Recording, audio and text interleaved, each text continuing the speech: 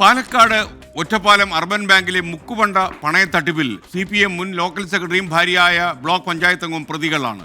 CPM തീംകുറിശി മുൻ local secretary Vasudevan, ഭാര്യ block panchayat അംഗം ലക്ഷ്മി ദേവി, മകൻ വിവേക് എന്നിവരാണ് പ്രതികൾ. ഇവരുടെ ബന്ധുവും ബാങ്കിലെ ജീവനക്കാരനുമായ മോഹനകൃഷ്ണനാണ് മുക്കുപണ്ടം പണയം വെച്ചത്. FIR പകർപ്പ് 24 പ്രൈം ടൈം ബ്രേക്കിംഗുമായി ശ്രീജിത്ത് ശ്രീകുമാരൻ പാലക്കാട് നിന്ന്.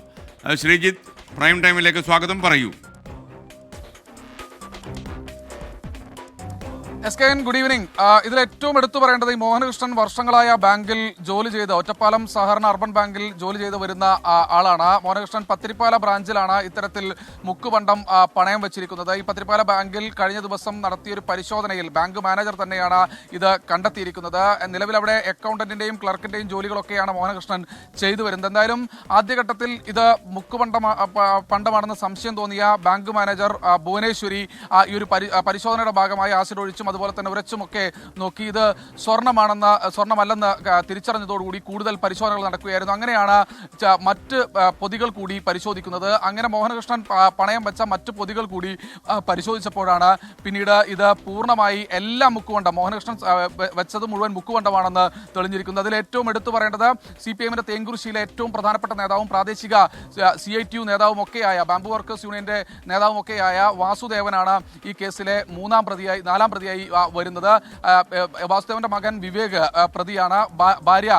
അതുകൂടാതെ ഭാര്യ ലക്ഷ്മി ദേവി ബ്ലോക്ക് പഞ്ചായത്ത് അംഗം, തേങ്കുറിശ്ശിയിലെ ബ്ലോക്ക് പഞ്ചായത്ത് അംഗമാണ്, കുഴൽമന്ദം ബ്ലോക്ക് പഞ്ചായത്ത് അംഗമാണ്. അവരും ഈ കേസിലെ പ്രതികളാണ്. ഈ മോഹനകൃഷ്ണന്റെ സഹോദരിയാണ് ലക്ഷ്മി ദേവി. ലക്ഷ്മി ദേവിയെയും പ്രതി ചേർത്തിട്ടുണ്ട്. എന്തായാലും ഈ കേസിൽ പ്രതി ചേർത്തോടുകൂടി ഈ സംഘം പൂർണ്ണമായി മുങ്ങിയിരിക്കുകയാണെന്നാണ് മനസ്സിലാക്കുന്നത്. എന്തായാലും വാസുദേവനും കുടുംബവും ഇപ്പോൾ തേങ്കുറിശ്ശിയിൽ താമസമില്ല എന്നാണ് മനസ്സിലാക്കുന്നത്. ആ വീടെല്ലാം ജപ്തി ചെയ്തതോടുകൂടി ആ പ്രദേശത്ത് താമസമില്ല എന്ന് അവിടുത്തെ പ്രാദേശിക നേതാക്കൾ തന്നെ പറയുന്നുണ്ട്. എന്തായാലും നിലവിൽ പോലീസ് FIR രജിസ്റ്റർ ചെയ്തിട്ടുണ്ട്. ബാങ്കിന്റെ ഭാഗത്തുനിന്ന് വലിയൊരു സമ്മർദ്ദമുണ്ട്. 80 വർഷത്തോളം പഴക്കമുള്ള ബാങ്കാണ്. സ്വാഭാവികമായി അവരുടെ ഭാഗത്തു നിന്ന് വലിയ സമ്മർദ്ദം പോലീസിന്റെ മേലുണ്ട്. CPM ഭരിക്കുന്ന ബാങ്ക് തന്നെയാണ്.